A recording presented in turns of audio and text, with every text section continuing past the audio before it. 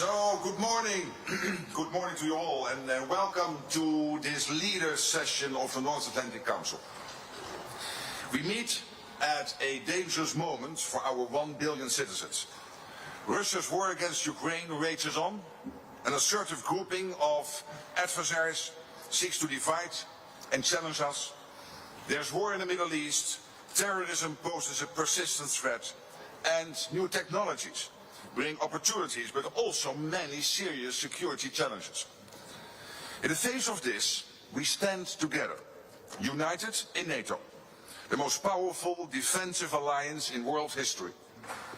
History has shown that North America and Europe working together is a winning combination. Our adversaries know this.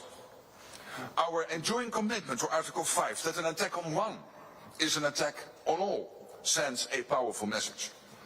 In this meeting, we will take historic, transformational decisions to make our people safer through a stronger, fairer, and more lethal NATO.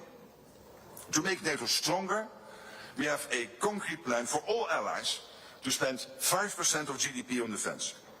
It will go towards core defense as well as defense and security-related investments. This decision is deeply rooted in our core mission and is required to resource our plans and readiness. This will also make NATO fairer, to ensure anyone and everyone contributes their fair share for our security. For too long, one ally, the United States, carried too much of the burden of that commitment, and that changes today. President Trump, dear Donald, you made this change possible. Your leadership on this has already produced $1 trillion in extra spending from European allies since 2016. And the decisions today will produce trillions more for our common defense to make us stronger and fairer by equalizing spending between America and America's allies. Allies will also agree to further increase defense production so that our armed forces have everything they need. That means a huge expansion of our defense industrial base on both sides of the Atlantic. That's good for our security, it's good for our economies and good for our jobs. Our decisions include continuing our support to Ukraine, while also pushing for a just and lasting peace. We all want the bloodshed to stop. We call on Russia to end its aggression against Ukraine. Let me now turn to Prime Minister of the Netherlands, Dick Schoof, whose government and people are graciously hosting us here. Thank you to the media for joining us. We will continue our discussions in just a moment, but first, and with the media here, please, Dick Schoof, your introductory remarks. Thank you, Mark. Colleagues, friends, allies, on behalf of the Dutch government, welcome to The Hague. This is the NATO summit, the first NATO summit ever to be held in the Netherlands. And we are honored to have you here in the city that has been speaking in the language of peace and justice ever since the first Hague Peace Conference was held in 1899.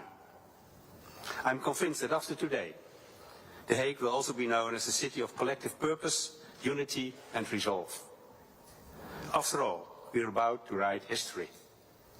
We are about to make decisions leading to an unprecedented increase in our collective defense spending and a new financial balance in our alliance. Both are urgent, both are necessary, and both will help make our transatlantic bond even stronger, so we can do justice to our founding principles of democracy, liberty and the rule of law, as laid down in the Washington Treaty. The last NATO event held in The Hague was a foreign minister meeting in 1989, just as Iron Curtain was beginning to break apart on the eve of the Cold War's end. And for a period, we hoped and believed that relations with Russia would continue to thaw. But the end of history turned out to be an illusion. An illusion that was shattered for good when Russia brutally invaded Ukraine. So today, there is a renewed awareness in our ranks that peace cannot be taken for granted, that it must be protected constantly and with conviction. And yes, peace comes at a cost. We must act on this swiftly and decisively. So let's stand united and embrace the Hague Defence Investment Plan. Let's go to work and write that history today. Thank you.